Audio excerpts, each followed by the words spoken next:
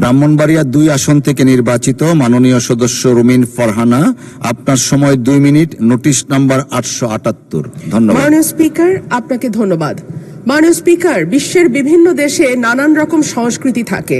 নাচের সংস্কৃতি, গানের সংস্কৃতি, অভিনয়ের সংস্কৃতি, কবিতার সংস্কৃতি। আমাদের দেশে মাননীয় স্পিকার গত 1.5 বছর এবং এরপরে গত 2 মাস ধরে আমরা মবের সংস্কৃতি দেখলাম। আমরা দেখলাম বাংলাদেশ ব্যাংকের গভর্নরকে মব করে সরানো হয়েছে। আমরা দেখলাম বাসসের প্রধানকে মব করা হয়েছে। বরিশাল আদালতের প্রাঙ্গণে মব হয়েছে। সুপ্রিম কোর্ট লয়ার্স রুমে মব হয়েছে। ডেইলি স্টার, প্রথম আলো ভাঙা হয়েছে। চট্টগ্রামে 1.5 বছর আগে নেচে গেয়ে নাচ এবং গানের মাধ্যমে মব তৈরি করে ছিনতাইকারী সন্দেহে পিটিয়ে মারা হয়েছে। কুষ্টিয়ায় একজন কথিত পীরকে পিটিয়ে মারা হয়েছে কিছুদিন আগে। মাননীয় স্পিকার, আমাদের সম্মানিত মাননীয় স্বরাষ্ট্রমন্ত্রী আজকে উপস্থিত আছেন।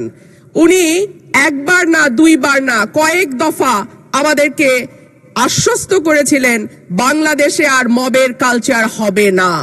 উনি আমাদেরকে আশ্বস্ত করেছিলেন বাংলাদেশে বিচারহীনতার সংস্কৃতি হবে না।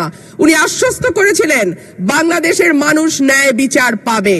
কিন্তু আমরা দেখলাম একটির পর একটি জায়গায় মবের ঘটনা ঘটেই চলেছে। আজকে আমাদের স্বরাষ্ট্রমন্ত্রী উপস্থিত আছেন।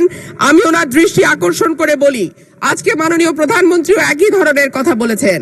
মানুষ যখন ন্যায় বিচার পায় না তখনই এইরকম সংস্কৃতির বাড়ে এবং মানুষ এই ধরনের সংস্কৃতিতে জড়িয়ে যায়।